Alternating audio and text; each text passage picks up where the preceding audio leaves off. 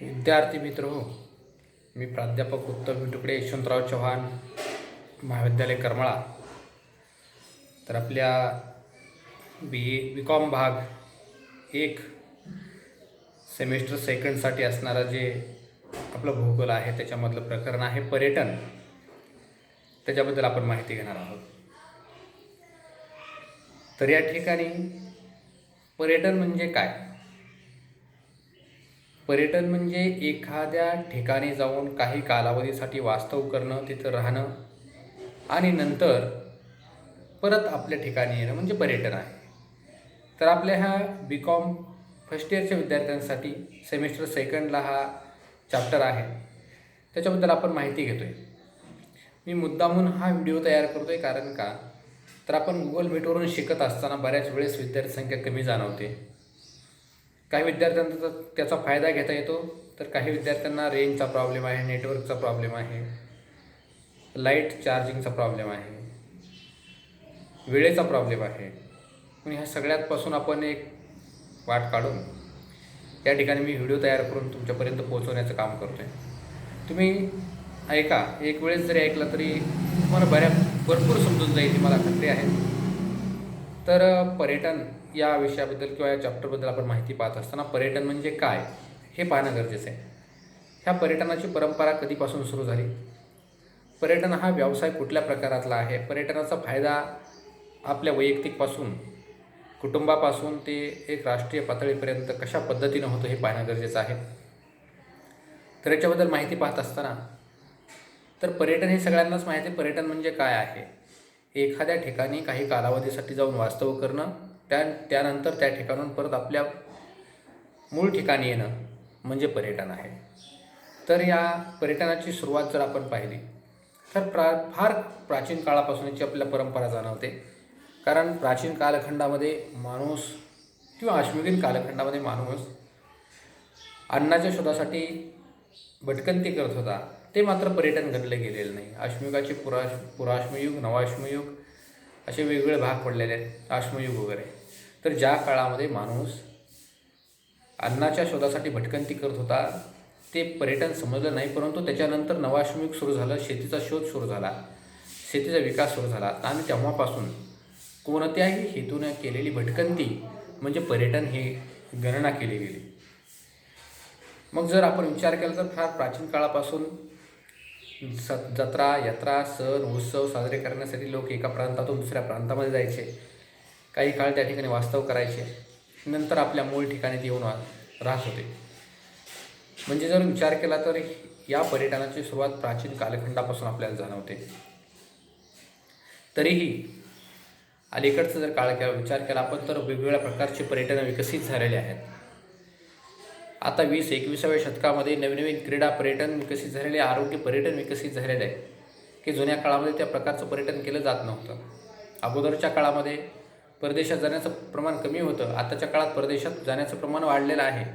कारण का तर प्राचीन कालखंडाचा विचार करू किंवा मध्ययुगीन कालखंडाचा विचार करू, वाहतुकीची साधनं कमी होती आणि परदेशामध्ये जाण्याचा उद्देशही कमी होते, तशा सवलती पण मिळत नसायच्या, म्हणून पर्यटनाचा विकास कमी होता. परंतु आधुनिक कालखंडामध्ये ज्यावेळेस जागतिकीकरण झालं आपण म्हणू, त्यावेळेस एक बाजारपेठ निर्माण झाली. वेगवेगळ्या उद्देशानं जगभर लोक हिंडायला लागले, फिरायला लागले. मग वेगवेगळ्या कमिट्या असतील, समित्या असतील, त्याच्या मीटिंग्स असतील, करार असतील. वेगवेगळ्या देशांना त्या ठिकाणची संस्कृती पाहण्यासाठी, त्या ठिकाणची कृषी पाहण्यासाठी लोक वेगवेगळ्या उद्देशानं भेटी द्यायला लागली आणि वेगवेगळ्या प्रकारचे पर्यटन विकसित झाले. जर आपण प्राचीन कालखंडाचा विचार जर केला किंवा मध्ययुगीन कालखंडाचा जर विचार केला तर ज्यावेळेस बौद्ध कालखंड होता तर गौतम बुद्ध आणि त्यांचे शिष्य जे बौद्ध भिक्खू आहेत ते आपल्या धर्माच्या प्रसारासाठी जगभर हिंडत होते. इंडोनेशियामधील बोरोबुद्दूर या ठिकाणी जाऊन त्या ठिकाणी सांची स्तूप त्यांनी निर्माण केला, कारण धर्माचा प्रसार करण्यासाठी. म्हणजे हे एक प्रकारचं पर्यटनच म्हणायला हरकत नाही. म्हणजे पर्यटन ही संकल्पना आत्ताच विकसित झाली याचा अर्थ असा होत नाही, तर पर्यटन हे प्राचीन कालखंडापासून आलेलं आहे. इसवी सन 630मध्ये चीन प्रवासी युआन शांग ही तो चीनमधून भारतात आलेला होता, त्याचा प्रवास आहे, ते सुद्धा एक प्रकारचं पर्यटनच आहे. तर दक्षिण भारतातून संत नामदेव असतील, संत तुकाराम असतील, संत नानकदेव असतील, संत रामदास स्वामी असेल, प्रबोधनासाठी भारतभर हिंडत होते. ते सुद्धा एक प्रकारचं पर्यटनच आहे. म्हणजे आपण जर विचार केला तर पर्यटनाची परंपरा आपल्याला फार प्राचीन कालखंडापासून पाहायला मिळते. फक्त उद्देश वेगवेगळे असायचे. पर्यटन हाच उद्देश हा त्यांच्यामध्ये नव्हता, कारण पर्यटन हे एक आनंद मिळवण्यासाठी आहे, मनाला विरंगुळा मिळवण्यासाठी, मन ताजंतवानं करण्यासाठी आहे. या गोष्टींची कल्पना त्या लोकांना नव्हती, परंतु पर्यटन हे सुरुवातीपासून होतं असं म्हणायला हरकत नाही. आजचं तेच पर्यटन आज राष्ट्राच्या उत्पन्नामध्ये भर घालणे इतपत जाऊन पोचलेलं आहे. जर आपण प्राचीन कालखंडाचा आणखीन जर विचार केला, याचा जर इतिहास पाहायचा म्हटलं आपण, तर जगातील पहिला युरोपियन शोधक प्रवासी आपण म्हणून त्यांना, बेंजामिन टोडेला, हा जगप्रसिद्ध प्रवासी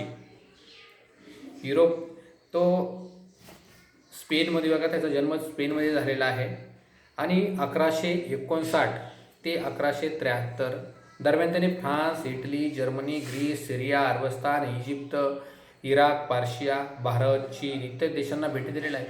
म्हणजे जगातील पहिला शोधक प्रवासी बेंजामिन टोडेला, की ज्याचा जन्म स्पेनमध्ये झालेला होता, त्यानं 1959 ते 1973पर्यंत, 1159 लक्षात ठेवा, मी 1900 म्हटलं होतं, 1159 ते 1173 या दरम्यानच्या कालखंडामध्ये फ्रान्स, जर्मनी, इटली, ग्रीस, सिरिया, अरबस्तान, इजिप्त, इराक, पर्शिया म्हणजे भारत इत्यादी देशांना, पर्शियानंतर भारत, चीन इत्यादी देशांना त्यांनी भेटी दिलेल्या आहेत आणि त्यांनी दैनंदिनी लिहून ठेवलेले आहे. हे सुद्धा एक प्रकारचं पर्यटनच आहे. दुसरा विचार केला तर मार्को पोलो आहे. मार्को पोलो 13व्या शतकामध्ये, मार्को पोलोचा जन्म, इटालियन प्रवासी होता. तो इटलीतील व्हेनिस शहरामध्ये त्याचा जन्म झाला आणि त्या इटलीवरून चीनमध्ये तो रेशीम मार्गाने प्रवास करून आला. येताना तो प्रवास वर्णन लिहित राहिला. चीनमध्ये येऊन त्याने 17 वर्ष वास्तव्य केलं. मार्को पोलोने चीनमध्ये 17 वर्ष वास्तव्य केलं. त्या ठिकाणची सामाजिक, सांस्कृतिक, आर्थिक सर्व गोष्टींचा अभ्यास करून त्या चीनची ओळख युरोपला, म्हणजे साहजिकच जगाला करून दिली असं म्हणायला हरकत नाही. आणि युरोप आणि चीन यांचा सामाजिक, सांस्कृतिक संवाद साधण्याचं काम कोणी केलं असेल तर या मार्को पोलोने केलेलं आहे. या गोष्टी आपल्याला माहिती झालेल्या आहेत. आपण आणखी उदाहरण घ्यायचं तरी इब्न बतूता आहे. इस्लामी जगताची सफर करणारा हा इब्न बतूता 14व्या शतकातील प्रवासी म्हणजे इब्न बतूता. तो 30 वर्ष जग फिरत होता. 30 वर्ष एकाच रस्त्याने दोनदा प्रवास करायचा नाही असं त्याचं तत्त्व होतं. त्यानं प्रवास करत असताना लेखन केलं, प्रवास वर्णनं लिहिली आणि त्या इब्न बतूताची जी प्रवास वर्णनं आहेत ती प्रवास वर्णनं आज आपल्याला इतिहासाची साधनं म्हणून वापरता येतात. आणखीन विचार केला तर आपण गेरहर्ट मर्केटर आहे, की ज्याला आपण मर्केटर प्रोजेक्शन म्हणून ओळखतो. जगाच्या नकाशावरती अक्षवृत्त, रेखावृत्त आखण्यासाठी त्याचं महत्त्वपूर्ण योगदान आहे. त्यानं सुद्धा पृथ्वीचा गोल तयार केला, पृथ्वीवरती अक्षवृत्त आणि रेखावृत्ताची वृत्तजाळी तयार केली. त्यासाठी बरेच सफरी केल्या.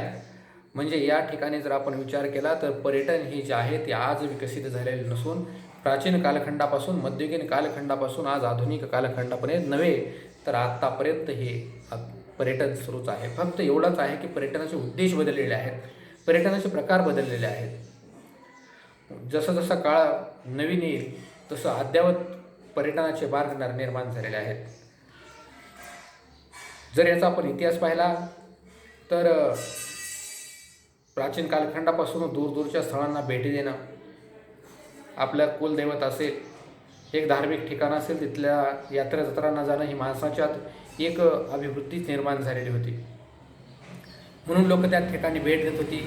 तरीही 19व्या शतकाचा जर विचार केला आपण, म्हणजे आधुनिक पर्यटनाचा जर विचार केला तर 19व्या शतकामध्ये थॉमस कुकने 600 लोकांची सहल सफर आणली. लिस्टरवरून लाफबोरोपर्यंत त्यांनी सहल घडून आणली. रेल्वेमध्ये 600 लोकांना फिरून आणलं त्यांनी आणि पूर्ण युरोपची सहल घडून आणली. वर्तुळाकार अशी यशस्वीपणे सहल घडून आणल्यानंतर लोकांच्यामध्ये पर्यटनाची भावना निर्माण झाली आणि तेव्हापासून त्यांनी पर्यटनाची तिकीट विकण्याचा एक एजन्सी तयार केली आणि आधुनिक पर्यटनाला सुरुवात झाली. म्हणून आधुनिक पर्यटनाचे जनक म्हणतात तर कोणाला आहे? थॉमस कुकला आधुनिक पर्यटनाचे जनक म्हणतात.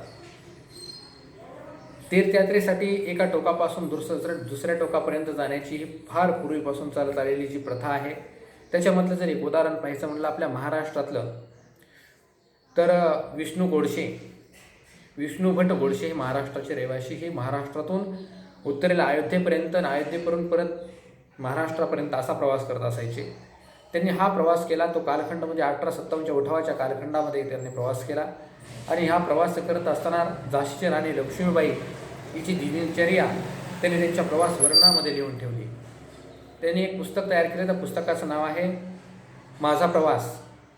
त्याच्यावरून आपल्याला तत्कालीन इतिहास कळतो, तत्कालीन भूगोल कळतो. म्हणजे पर्यटनाच्या दृष्टिकोनातून आपली एक इतिहासाला उजाळा देण्याचं काम या पुस्तकाच्या माध्यमातून त्यांनी विष्णू भट गोडसे यांनी केलेलं आहे. आता जसा काळ बदलला, आधुनिक काळ आला, 21व्या शतकात तर वेगवेगळे उद्देश निर्माण झाले एखाद्या ठिकाणी भेट देण्यासाठी. आणि तेव्हापासून पर्यटनाचे प्रकार विकसित झाले. ज्या उद्देशानं पर्यटन केलं जातं त्या प्रकारचं पर्यटन म्हटलं जातं, किंवा ज्या ठिकाणी पर्यटन केलं जातं त्या ठिकाणावरून पर्यटनाचे प्रकार केले गेले. तर पर्यटनाचे प्रकार 2 गोष्टींच्या आधारे केले गेले, 2 बेस वापरले गेले. एक आहे ठिकाणाच्या, तुम्ही कुठल्या ठिकाणी पर्यटन करताय त्याच्यावरून निर्माण केलेला जर विचार केला आपण, तर स्थानिक पर्यटन म्हणू.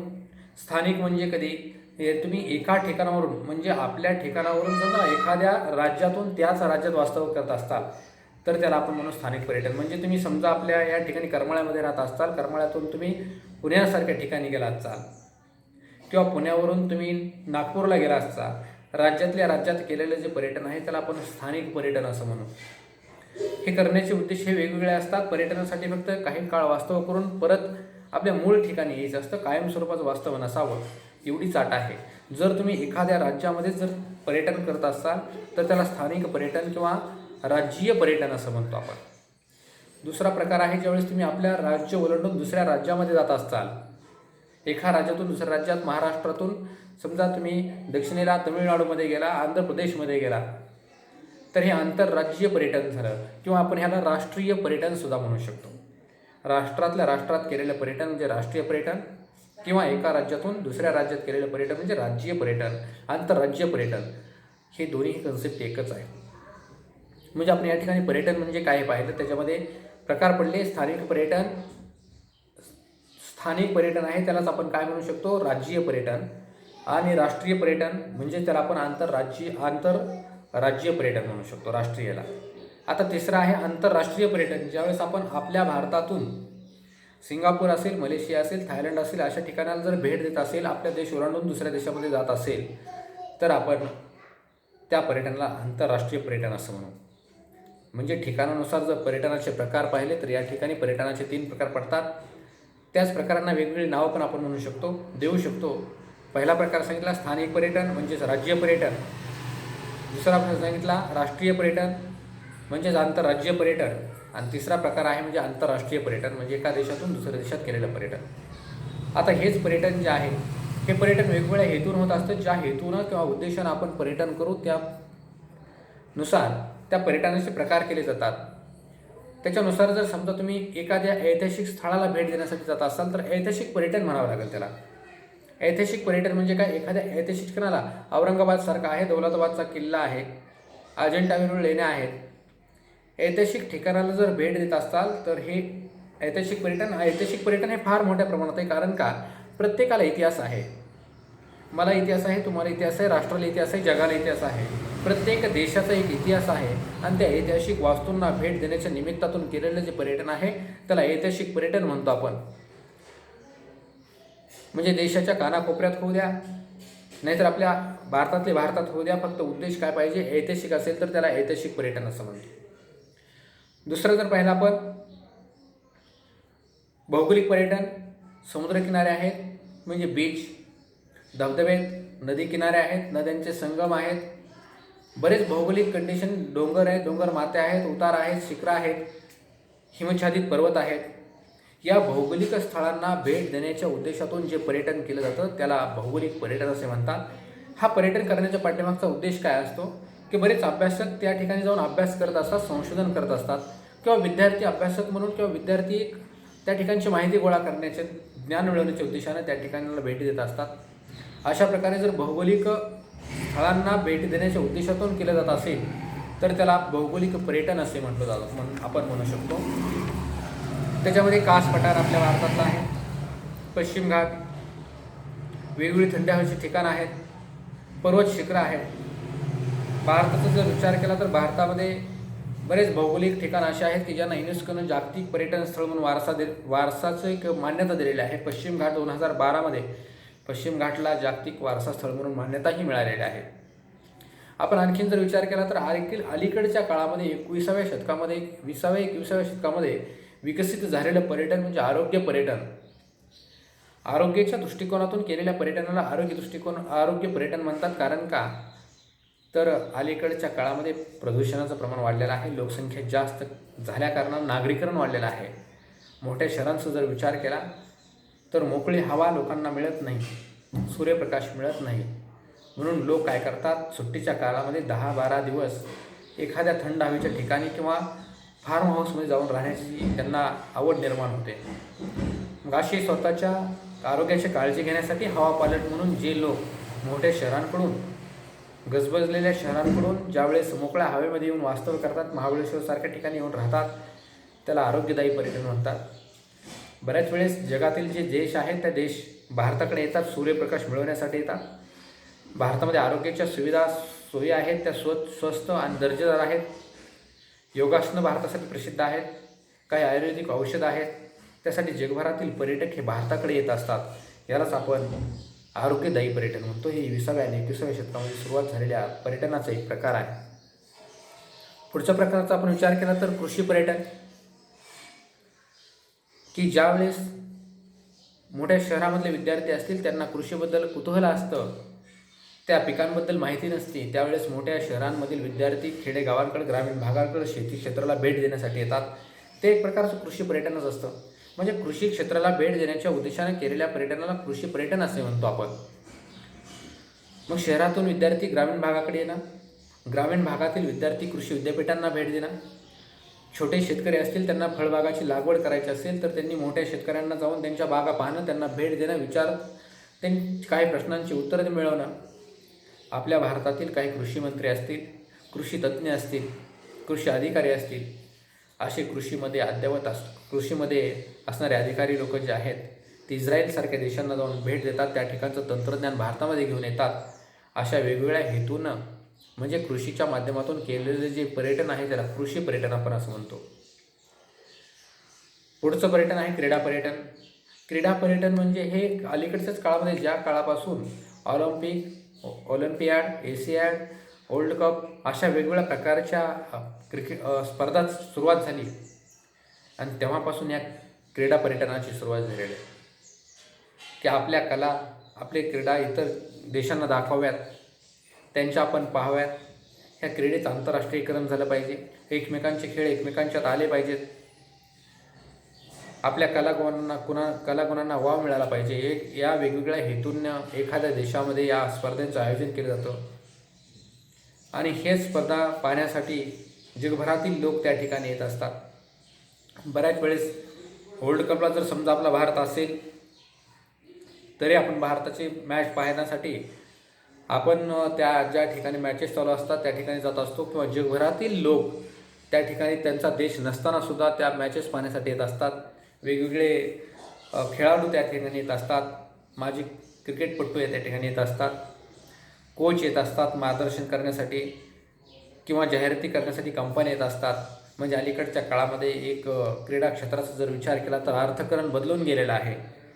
कारण ही 20व्या-21व्या शतकामध्ये पर्यटनाची सुरुवात झालेली आहे.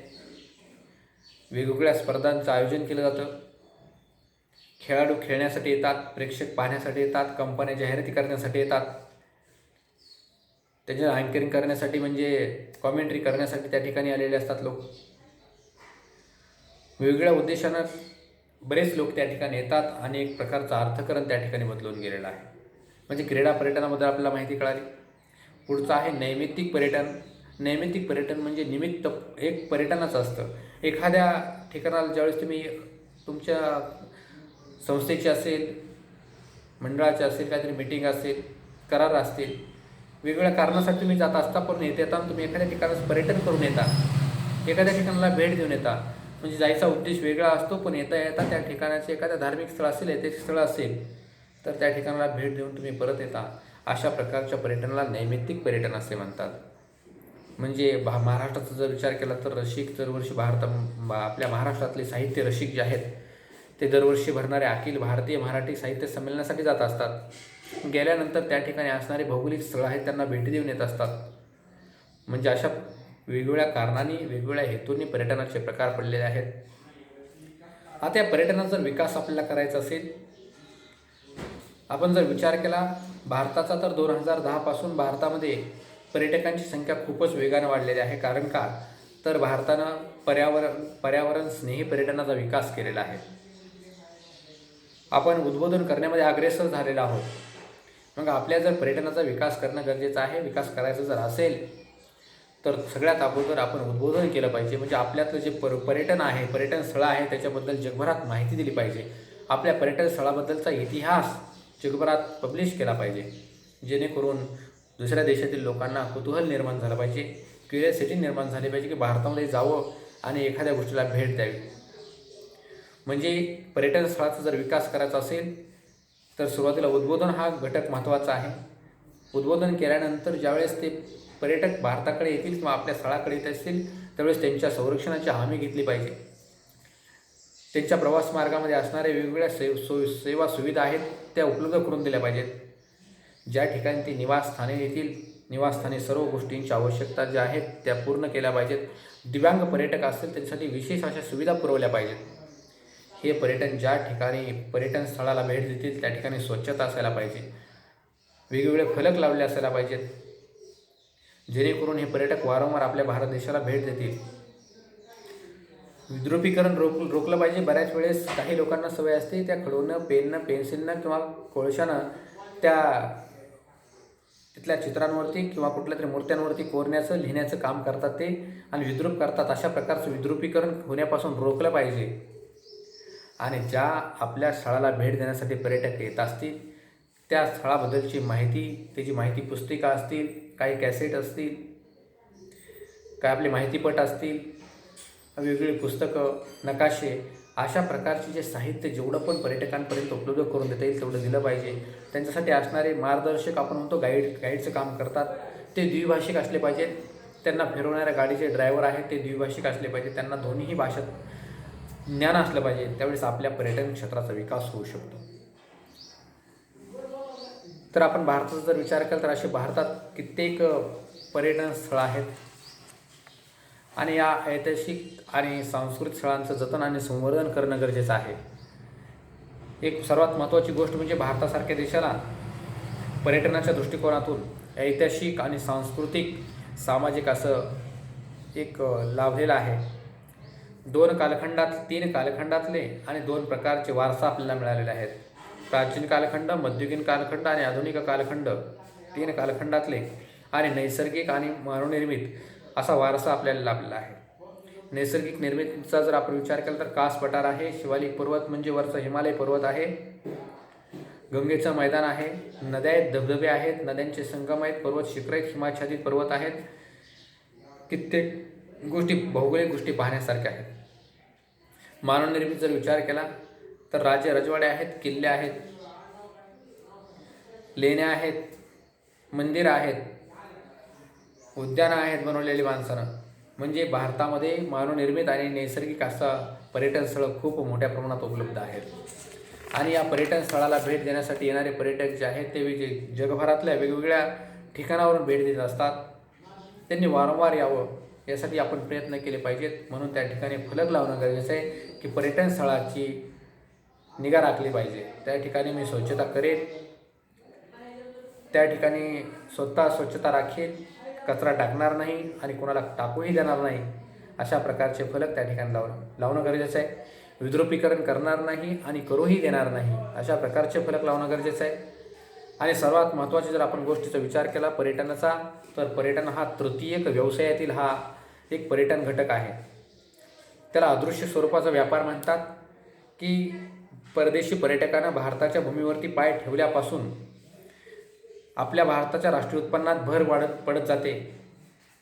तो पर्यटक त्यांच्या मायदेशी परतेपर्यंत त्यांनी काढलेला व्हिसा असेल, पासपोर्ट असेल, त्याच्या माध्यमातून आपल्याला पैसे मिळतात. इथं आल्यानंतर त्यांनी प्रत्येक गोष्टीसाठी खर्च ज्यावेळेस करतो तो आपल्या राष्ट्राला उत्पन्न मिळतं. इथून परत जाताना एखादी वस्तू ते भेट घेऊन जातात, एखादी आठवण म्हणून घेऊन जातात, त्याचेसुद्धा पैसे आपल्याच राष्ट्राला मिळतात. म्हणजे राष्ट्राच्या उत्पन्नामध्ये भर टाकणारा हा महत्त्वाचा व्यवसाय हा पर्यटन ठरतो. एवढंच नव्हे तर स्थानिक लोकांच्या रोजगारामध्ये वाढ निर्माण करणार आहे. कुटीर उद्योग असतील, लघु उद्योग असतील, अशा लहान लहान उद्योगाला चालना देणारा हा पर्यटन हा उद्योग आहे. एखाद्या स्थानिक ठिकाणी जर समजा लोक भेट देत असतील तर त्या ठिकाणचे काही लाकडी खेळणी तयार केलेली असतील, मातीच्या वस्तू तयार केलेल्या असतील, विणकाम असेल, अशा प्रकारच्या वस्तू ते खरेदी करतात. म्हणजेच खरेदी विक्रीचं एक नवं विश्व निर्माण होत असतं. याच्यामध्ये बऱ्याच व्यवसायाच्या संधी पण निर्माण झालेल्या आहेत. तर पर्यटन हा एक आपण जर समजा रोजगाराच्या दृष्टिकोनातून पाहिला तर नाविन्यपूर्ण हा व्यवसाय आहे. याच्यामध्ये नवीन नवीन गोष्टी करण्यासाठी वाव आहे. रोजगाराच्या भरपूर संधी उपलब्ध करून देणारा हा व्यवसाय आहे. मग त्याच्यामध्ये वाहतुकीच्या सुविधा असतील, राहण्यासाठी लॉजेस असतील, खानावळे असतील, पर्यटकांसाठी उपलब्ध असणं ते वाहतुकीच्या सोयी म्हणजे ड्रायव्हर गाईड्स असतील, आणखीन काही वेगवेगळ्या प्रकारे म्हणजे आणखीन काही असे बरेच अशा गोष्टी आहेत की आपल्याला व्यवसायाच्या संधी उपलब्ध करून देत आहेत. आपण महाराष्ट्राचा जर विचार केला तर महाराष्ट्रामध्ये की बरेच अजिंठा, वेरूळ, घारापुरी म्हणजेच एलिफंटाचे लेणे आहे. शिर्डी, शेगाव, तुळजापूर, कोल्हापूर, नाशिक, पैठण, त्र्यंबकेश्वर, देहू, आळंदी, जेजुरी अशी देवस्थानं आहेत. खंडाळा, लोणाळा, माथेरान, चिखलदरा, जायकवाडी, कोयना, चांदोली अभयारण्य आहे. बरेच पर्यटन स्थळं भारताला महाराष्ट्रामध्ये सुद्धा भेट देण्यासारखे आहेत. ही वरचेवर उत्तरोत्तर आपण पर्यावरण स्नेही पर्यटनाचा विकास केला पाहिजे आणि पर्यटकांना आकर्षित केलं पाहिजे. पर्यटक जास्तीत जास्त आपल्या भारतामध्ये 2010पासून यायला सुरुवात झालेले राष्ट्राच्या उत्पन्नामध्ये आपण वाढ केली पाहिजे. पर्यटन विकसित करण्यासाठी भारताला खूप मोठ्या प्रमाणात संधी उपलब्ध आहे. तर पर्यटन हा तृतीय व्यवसायातील घटक असून अदृश्य स्वरूपाचा व्यापार मानला जातो. राष्ट्राच्या उत्पन्नामध्ये भर घालणारा हा एक प्रकारचा व्यवसाय आहे. स्थानिक लोकांना रोजगार मिळवून देणारा व्यवसाय आहे आणि जगभरामध्ये एक वेगळ्या प्रकारचं नाव निर्माण करणारा आपल्या देशाचं हा एक पर्यटन व्यवसाय आहे. तर हा पर्यटन व्यवसाय हा जो चॅप्टर आहे आपण या ठिकाणी पूर्ण पाहिलेला आहे. आणखीन याच्याबद्दलचे काही प्रश्न मी तुम्हाला पुढील लेक्चरला देईल, तुमची तयारी करून घेईल. मला माहिती आहे हा व्हिडिओ तुम्ही एकदा जरी ऐकला तरी तुम्हाला पूर्ण 100% समजणार आहे. हा व्हिडिओ तुम्ही ऐका, तुमच्या काही मित्रांपर्यंत तुमच्या वर्गातले असतील त्यांच्यापर्यंत पोहोचवा आणि याच्यानंतरचे व्हिडिओ तुमच्यापर्यंत येण्यासाठी पुढच्या चॅप्टरचे या यूट्यूब चॅनलला सबस्क्राईब मात्र नक्की करा. जेणेकरून पुढचे काही याच्यावरचे प्रश्न असतील, काय व्हिडिओ असतील, लेक्चर असतील मी तुमच्यापर्यंत पोहोचवेल, तुम्हाला ते मिळतील. याचा फायदा तुम्हाला होईल, तुमच्या मित्रांना होईल. तुम्हाला ज्यावेळेस वेळ असेल त्यावेळेस तुम्हाला ऐकता येतील. तुम्ही डाउनलोड करून कधीही ऐकू शकता. ठीक आहे, पुढचं लेक्चर आपण नंतर घेऊयात. ओके, धन्यवाद.